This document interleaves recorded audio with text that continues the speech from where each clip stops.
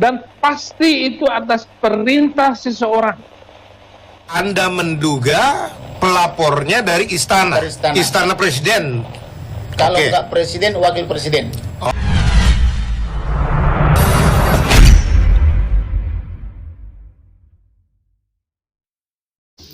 Assalamualaikum warahmatullahi wabarakatuh.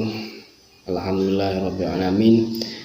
Wassalatu wassalamu ala sayyidil mursalin wa ala alihi wa sahbihi ajma'in, amma ba'du. Sahabat, saudaraku, ikhwan fillah dimanapun kalian berada, semoga tetap dalam lindungan Allah Subhanahu wa ta'ala. Allah menjaga keimanan dan keislaman kita hingga ajal tiba, amin ya Allah ya rabbal alamin. Baiklah sahabat, saudaraku, ikhwan fillah, dalam kesempatan kali ini kita akan kembali menanggapi sebuah video ya, yang ini menjadi permasalahan mungkin semakin membesar. Kali ini video dari para pendeta. Di sini ada pendeta Saifuddin Ibrahim, pendeta Yesua, dan yang lainnya ya. Namun kita tidak akan menampilkan semuanya, yang mana dalam ini permasalahan ini tidak lain dari semenjak dari penangkapan MKC atau Bapak Kosman dan juga Ustadz Yahya Waluni ini semakin membesar. Ini ditakutkan adanya gesekan, adanya perpecahan kembali antar umat beragama ya, kerukunan antar umat beragama.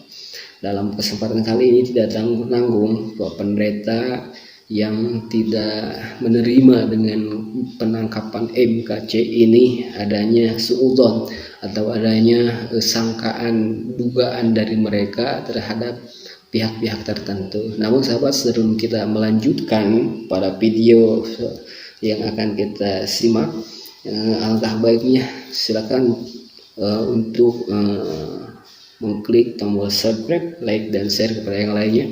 Jazakumullah khairan katsiran wa ahlan jaza. Insyaallah ini kebaikan buat kita semua, amin ya Allah ya rabbal alamin. Baiklah sahabat, sebelum kita menanggapi, mengomentari, dan melihat bagaimana pergerakan atau perbincangan atau segmen dari para pendeta tentang penangkapan MKC ini, baiklah kita simak terlebih dahulu bagaimana isi dari video tersebut. Silakan.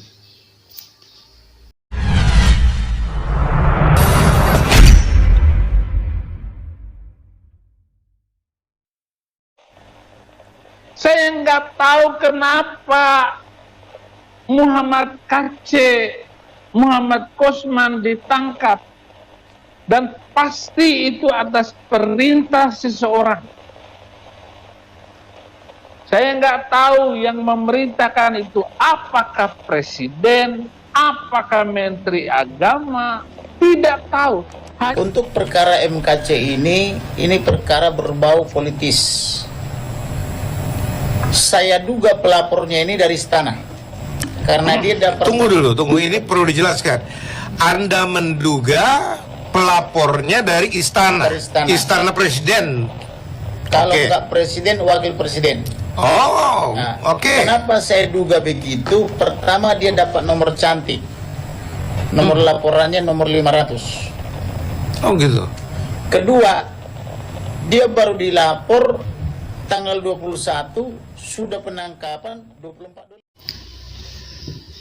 Nah itulah sahabat, sebuah video ya, singkat saja kita bisa ambil kesimpulan dari video tersebut. Para pendeta, ada pendeta Yesua di situ ya, dan juga tidak lupa pendeta yang selalu tampil, yakni pendeta Saifuddin Ibrahim kembali ya.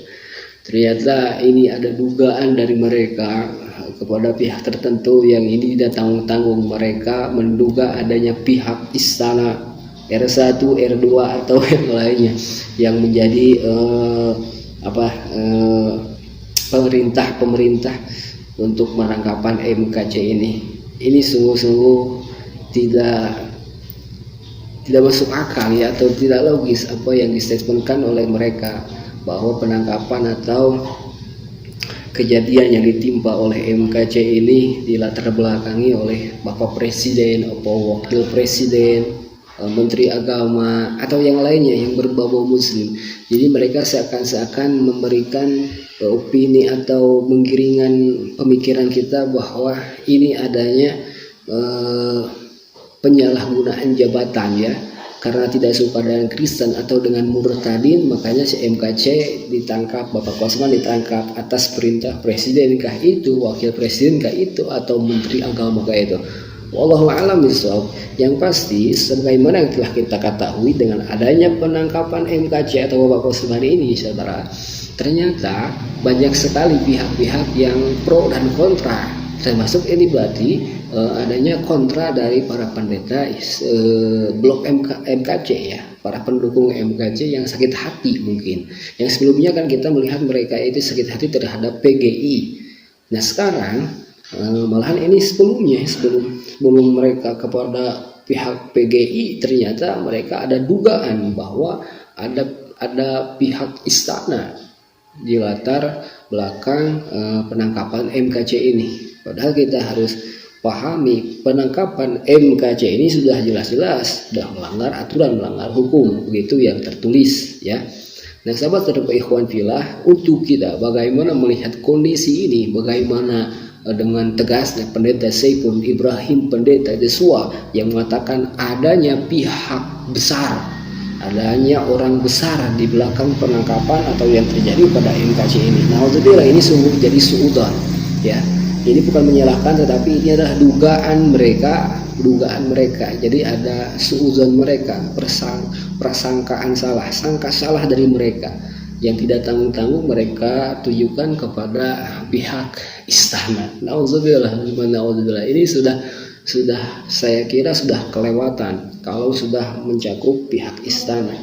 Nah, sahabat saudara ikhwan fillah, untuk kita khususnya yang sampai kita dengan adanya kejadian penistaan agama, bolehkah itu agama Islam ataukah itu agama Kristen, ada oknum-oknum yang menjadikan pelecehan terhadap agama, penistaan terhadap agama.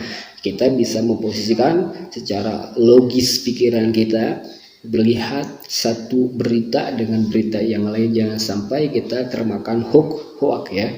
Kita lihat apalagi dalam kesempatan ini para pendeta ini saya kira sudah kelewatan kalau sudah mencakup orang-orang istana ya. Jangan main-main terhadap orang-orang istana. Mungkin ini baiklah sahabat saudara, itulah yang kita bisa sampaikan sekarang. Semoga bermanfaat. Jangan lupa dukung dengan subscribe, like, dan share. Insyaallah jazakumullah khairan kasih jaza. Insyaallah menjadi kebaikan buat kita semua, khususnya menjadi benteng akidah umat muslim. Amin ya Allah ya rabbal alamin. Hadanallahu wa iyyakum ajma'in. Assalamualaikum warahmatullahi wabarakatuh.